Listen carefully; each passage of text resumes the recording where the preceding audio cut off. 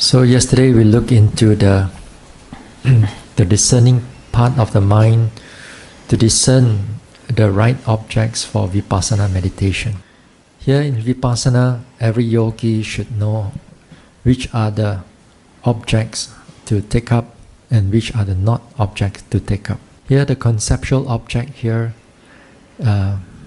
created by the mind, imagination, thoughts, thinking, all the stories, memories, and all these things are conceptual objects. And then the reality or the mind that able to directly knows the object, can feel the object directly without thinking about it. Yesterday I mentioned this conceptual object, although they are created by the mind, but sometimes for some yogis, this conceptual object, this creation of the mind, they can look so real, so clear, and they believe that there is some great development or enlightenment or jhana or psychic power and so on. When the mindfulness becomes strong, continuous,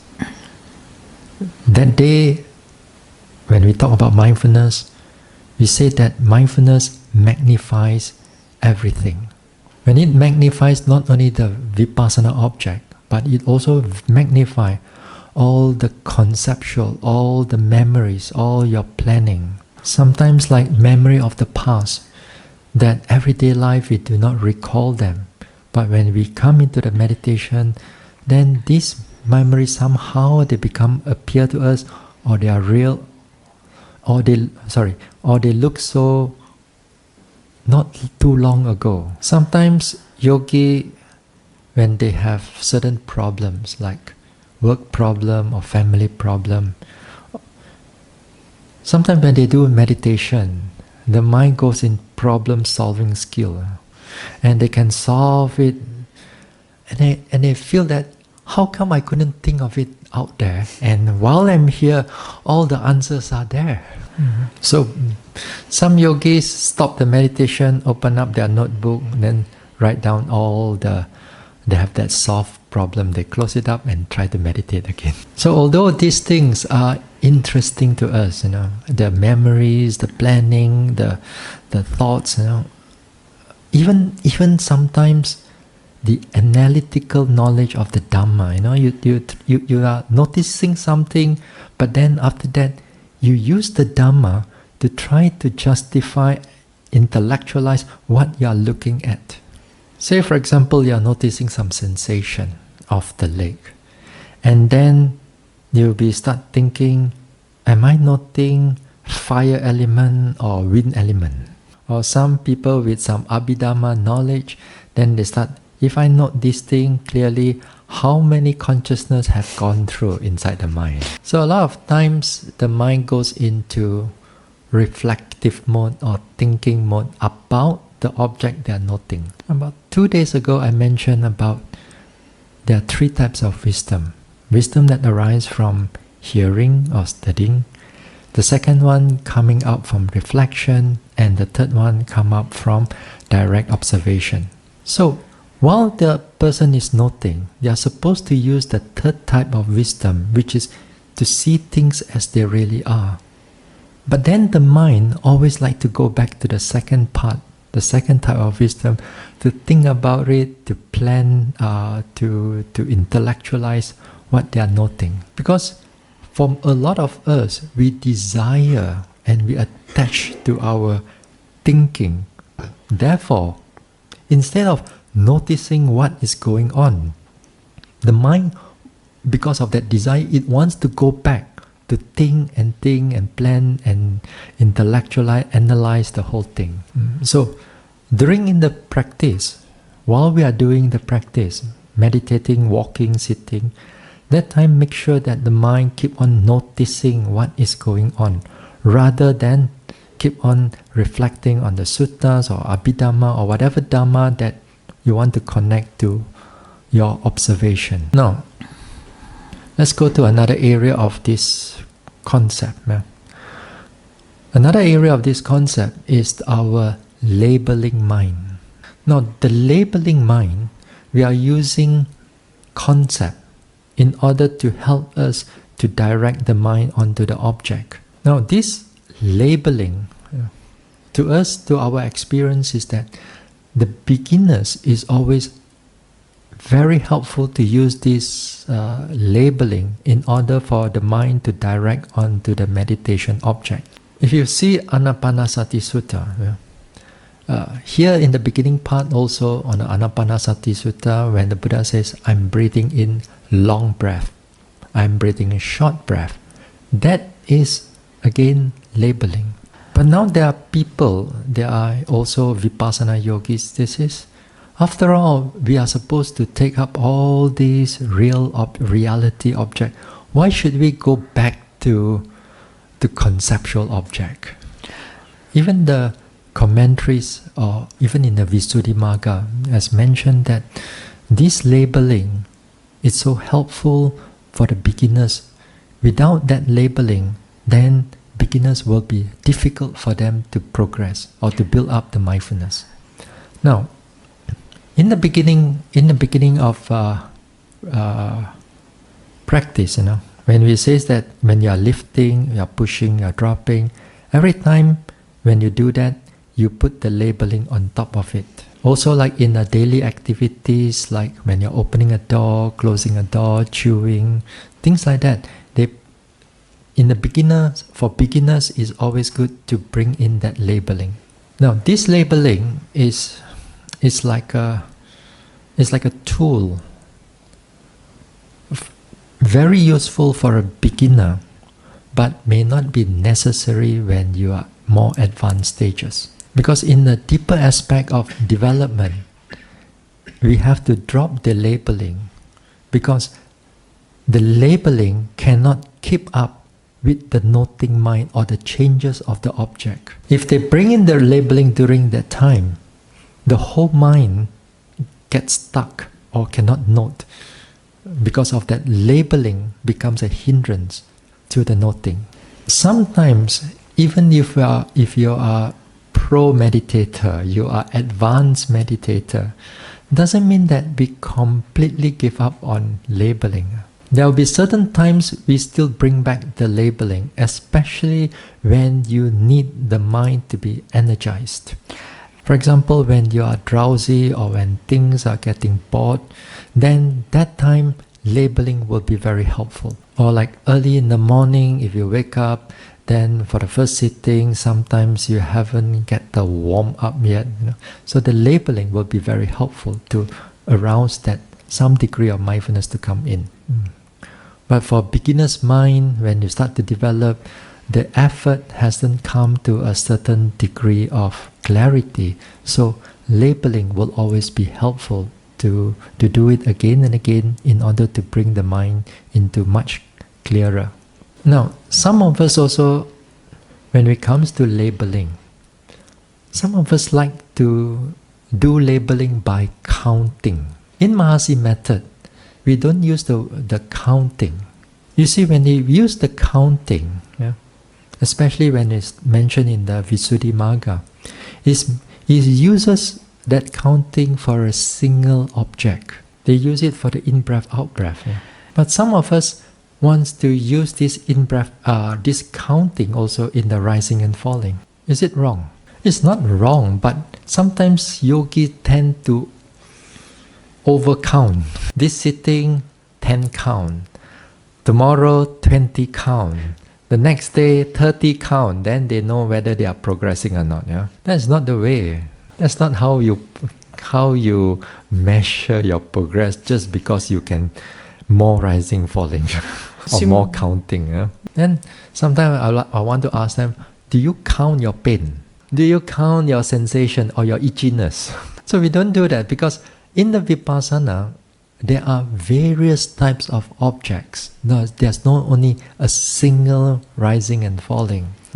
So we use this rising and falling as a labeling. As a labeling, we label it as it moves, as it this one. When it changes to another object, say for example, rising and falling is not clear. When you go to touching, then that time you label it as touching.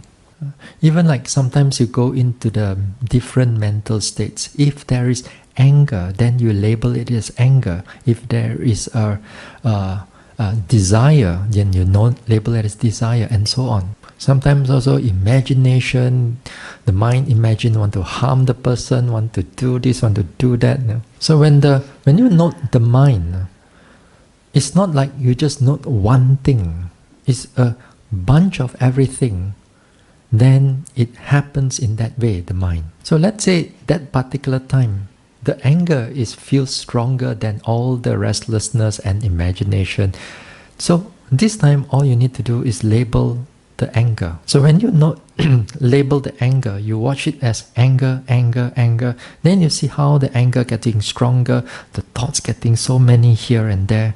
Then you see the characteristic of the whole thing. When the mindfulness is applied to that anger, if the anger diminish, the thoughts also will also diminish. But if there's a lot of thinking mind that's happening, but then there's a little bit of dislike behind it, but that dislike is not the prominent one, but the thinking is more prominent, therefore you note it as thinking, thinking, restless, restless. If let's say you look into the mind, and you do not know what you are looking at, it's a mesh of everything. You know that you put everything inside there, and you put everything, then there's no something prominent, there's no something there, it's all nonsense inside there, you know. Then how are you going to label? Just label, seeing, noting, anger, whatever, thinking, it doesn't matter. The words doesn't matter. Anything that you note, as long as you note, that is the most important thing. The labeling, how the words come out, not really that important. Well, some of us are so engrossed in exactly you want to think about the words before I want to note you. Say for example, they come with a different pain. Sometimes they sit down, this pain arises, that pain arises. And then sometimes yogi, hey, pain, just wait for a while, let me think. Exactly what word should I give it to you? You think it will wait for you? Sometimes if you don't have the words for it, does not matter. All you need to do, like noting if the pain is different, you know that is pain. The other one is pulling, or another one is poking. But after another one, you are not sure what exactly. Just note it as pain. So here, the labeling, they are useful. Yeah. So use them as best as you can. When things are changing faster, for example, sometimes when you're sitting down, the pain starts to change faster from one pain to another pain to another pain. So that time, for a short period of time, you have to drop the labeling for a while and try to note the pain however they come in. That time, your mind will not run, but you're able to notice what is truly going on there. Now, even like lifting, pushing, dropping. Although here, right now, usually what I teach is take note of the lifting, take note of pushing, take note of the dropping, and we label just 3 times. But in the text, sometimes they mention about there are up to like 6 phases of walking. They have a raising, lifting, pushing, treading, dropping, stepping. This is exactly, you can't even remember. You see, the thing is that a lot of times we can't even remember what words to use, even for the walking. If I were to teach you every time, every walking, every step that you're going to do 6 times, instead of you paying attention to your sensation, you'll be start thinking, what word, which is the next word is important. Now, next time, say for example, you're walking very slowly, and you begin to happen to notice that there's a double lifting going up. Instead of noticing it as raising and lifting, just label it as double lifting, lifting, and keep things simple. So if there's a double pushing, then just note it as pushing.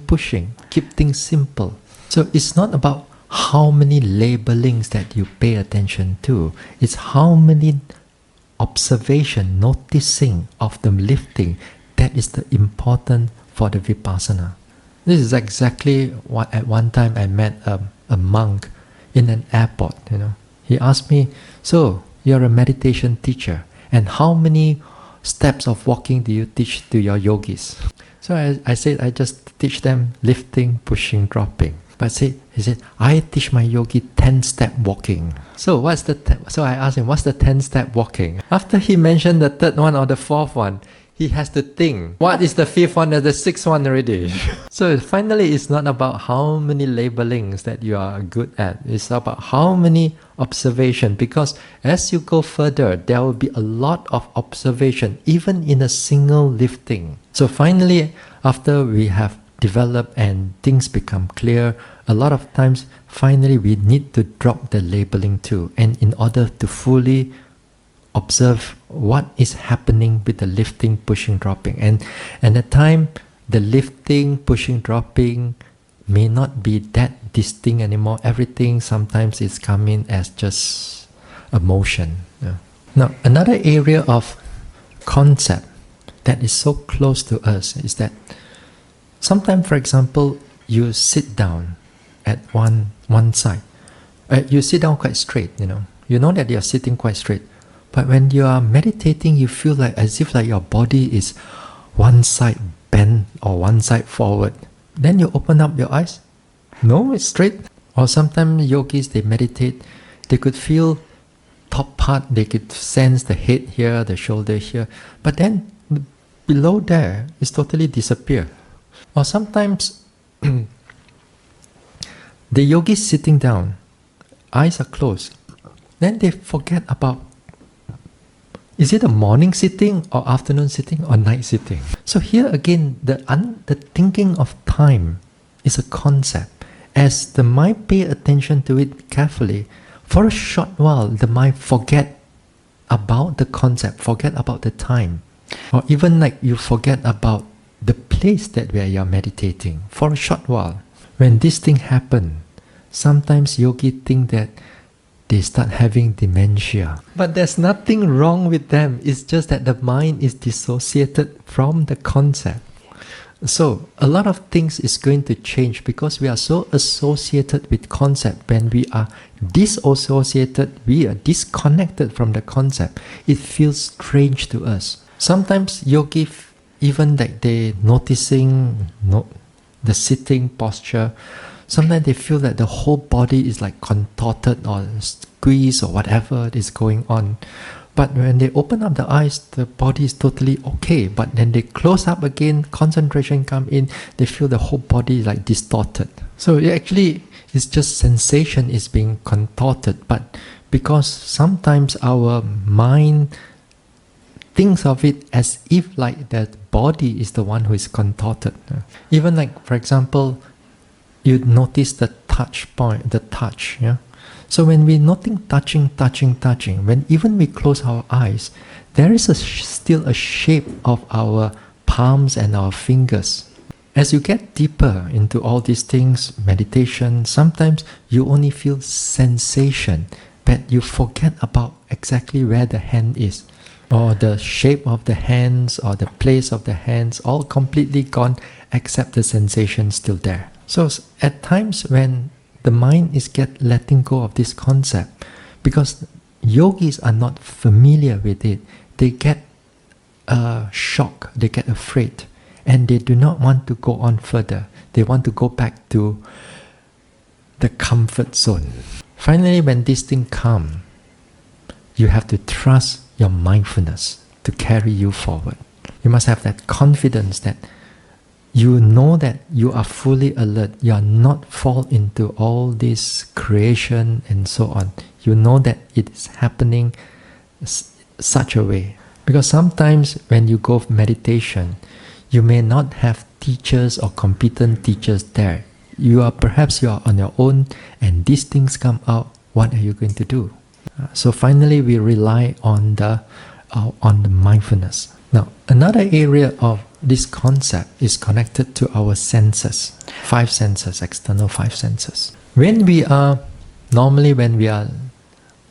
listening something, yeah, there's a sound object that comes to the ear, and then from that ear it goes into the mind, we process it, we know exactly what the sound is. Then when it processes the sound, then at the same time the pleasant or unpleasant, liking or unliking comes together with it. In our lives, this is so, it's so deep inside us that we are born, or from our past lives until now and also in the future, we're going to do something like this. All of us going to see in this way or hear in this way. To us, this one is very normal. Seeing, hearing, normal. But that's on our everyday life. But in Vipassanā, we dissect them further. Because here, we have to differentiate between what is concept and again what is real. Maybe take a simple one, not the hearing, but the biting, eating, tasting. Say for example, you're sitting for breakfast or lunch, and then somehow you are able to taste the food, and the food is tasted strong or sweet or sour. Now when you're able to notice the sensation of the tongue, that one is an actual Vipassana object. But in our lives, we don't do that. The moment we tasted it as sweet, sour, it goes into the mind thinking that maybe not enough salt. Maybe they should put more salt or put more vinegar to make the food nicer. The mind is noticing the object, but then very quickly it's already gone into conceptualize whether this should be done this way or should not be done that way. The mental commentary. So therefore, while we eat, for example, when we taste something, we notice the taste, and here is where we stop right there and to notice what is going on, rather than attached to what we think the food should be. It's not easy because we are so habitualized of our everyday life that the moment we taste something, the mind already has its own projection, own proliferation, own commentary, and so on. So while we are at the part of tasting, then we just note it as tasting, rather than thinking of what food, whether it's vegetable or whether it's beans and so on. Because you see, as I said, the concept and reality sometimes is so close together until if we cannot differentiate back, we'll always go to our habit. So too when it comes to hearing process also, whenever sound comes in and they are strong, you just note them as hearing. Many times even you're not hearing, you will go into like, what is this? What kind of sound is this? Who is making this sound? What is making this sound? Initially for beginners yogi, when you happen to hear something, then our job is to label it as hearing. We don't care what is happening. If we happen to taste something, we note tasting. If we see something, we notice seeing. But when the mindfulness becomes stronger, clearer and deeper, next time when you label this, or when you note the seeing process, it will show you more things. If your mind is sharp enough, able to discern more things, that means not only note the seeing process, not only not the seeing consciousness, but the feeling that comes together with the seeing. For example, if it's pleasant, that's connected with the consciousness, the mind already pick up on that pleasant feeling. And not only that, from that pleasant feeling, the mind also can feel other thoughts are coming up after the seeing process, after the pleasant thing. So you begin to see the whole seeing process, that how the seeing is being triggered, how the mind is also arises together with the seeing. Again here, you also looking into conditionality, how one object is conditioned the other object. At the same time also, the aspect of one aspect of non-self also become clear. Because the seeing is not I in control. I is the one who see, but it's just a process that's happening. But in the beginning part of retreat or meditation, this seeing, hearing, and touch, seeing, hearing, especially these two, don't use them as a main meditation object yet. It's always better in the beginning to just ignore all this, put the sound aside, don't look here and there, and just keep your eyes 6 feet or 2 meters in front of you. If just now what I say, you tried it tomorrow, oh, you walk outside there, I want to not seeing, your mind will go into all kinds of restless mind rather than mindfulness coming in. So there are many areas of this concept that a yogi must be familiar with them. So this is the skill where you're able to discern what is the right object, suitable object, and what is the conceptual object. Now, since the mind able to differentiate which one is the conceptual and what is real, therefore the mind must always turn to what is the real object here. Now, in summary, the real objects here is the mind and bodily or physical processes. We expand it a little bit bigger, then they are the objects of the 4 foundations of mindfulness. And you expand it bigger, then it becomes the 5 aggregates. So don't worry about all these things. More or less here we are looking into the mind and or bodily processes, or in a way the 4 objects of the 4 foundations of mindfulness. Now, briefly we go through. What are the 4 objects of the 4 foundations of mindfulness? What's the first one? Body. Number 2? Feeling, Vedana. Number 3? Mind. Okay, Chitta. And the 4th one? Dhamma. Hard to translate into English. Anyway, all these objects, whether until right now,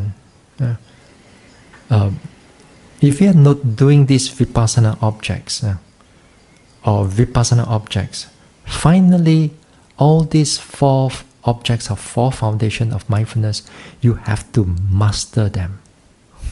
Sometimes some people have idea that Vipassana, thinking that, oh, right now I'm doing Chittanupassana.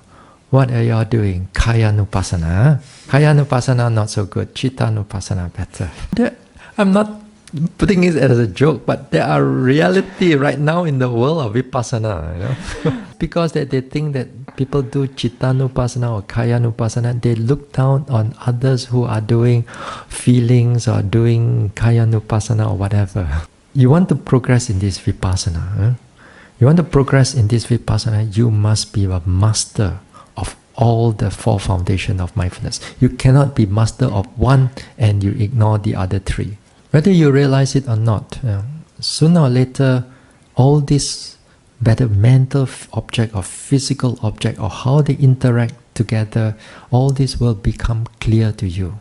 This 4 foundation of mindfulness, from our experience, we find that for most people, not everybody, not 100%, but I would say like 95% or 99% of people, if you want to develop this Satipatthana, it's always good to develop with Kayanupassana first. Because it's a grosser object, therefore, for the condition for the mindfulness to come, as I said, mindfulness arises due to prominency of an object. Therefore, it's easier for mindfulness to arise. Now, just to summarize a little bit now, the body, here the body, in the suttas, it consists of these 4 elements. You have the earth element, you have the fire element, you have the water element, you have the wind element. When you use the word element, it doesn't mean that earth as soil or ground in that sense, or fire as like a fire in a charcoal burning fire. For Vipassana, it's all about, it gives rise to certain figurative understanding rather than direct other than what you call that direct understanding. Yes. A literal understanding. Yes. Now in samatha, when we use the word fire element, they actually use fire to develop the samatha meditation. Or you want to develop earth meditation, earth samatha meditation, they actually use the earth, the soil. But we don't do that, What we use this element is as to signify something. Earth element, it is a signification of hard and soft and everything in between. Sometimes we feel the body is somewhere very hard. You notice it's very hard, then during that time, if they are prominent, then this is a clear object to note. So the other extreme, you feel something very soft, very nice. Sometimes, like for example, you're walking and then you feel as if like the ground is soft. So you feel earth element also. So you have the fire element. So here the fire element, it signifies the heat. Again here you notice something very warm or hot, and then the other extreme is cold or cool. Water element. Water element, it signifies cohesion, holding together, and dispersion. Just like when you want to make a cake, you use the flour and you mix with water, and the water starts to hold the flour together. But if you put more and more water, then it begins to disperse everything. On the wind element, then here the wind element is the motion. Something is moving, and then the other one is something is stationary, or something tension. Now in this four elements, usually we start off with the wind element. Lifting, pushing, dropping, motion, wind element. Or rising and falling is also again is a wind element. This wind element, usually they are there most of the time, or in fact all the time, because you are still breathing. Hardness, softness, they are there some of the time, but they are not so significant. Sometimes they arises, but after that they disappear. Now, these four elements, they are very interconnected to each other. The earth element, it also has the significance of to support. What does it support? It supports the other three elements. And just like a foundation of a house, when you have a strong foundation, it supports everything above it. When you have like again the the fire element, what does it mature? Again here it matures, or heats up all the other three elements. Say for example, when you are eating something, and then the body heat, and all the digestion is worked because there's a heat there, and then therefore it change all the things. In other words, it mature other things in order for them to mature, to age. That's why when this fire element is where we grow old age. If you don't want to grow old, you put yourself in a liquid nitrogen nowadays, and you can preserve yourself, and next time you can revive again. It still looks the same. Anything, like for example, you put things in the fridge, you put things in the refrigerator because you want to reduce the maturity, how it matures. This is exactly, this body is, because of that heat, we keep aging. Now, when it comes to the water element, now water element, it holds everything together. It holds everything together so that they don't get dispersed. this body, everything is held together. It's because the water element is holding the nerves, the sinew, everything. So when a person dies, we put the person into a what do you call that? The coffin, go into the fire. Crematory. Then we put in inside there. After a few hours, there's nothing left. All the bones and everything all dispersed. Why? Because the water element has gone. And here, again, the wind element. The wind element here, it moves. What does it move? It moves the other three elements. So for example, when you're walking, your whole body walks. Your whole body moves because it carries everything. Understanding this has some good will be helpful for the yogi. So tomorrow we are going to look into this a little bit more, a little bit deeper. Okay, we'll stop here. Sadhu, sadhu, sadhu.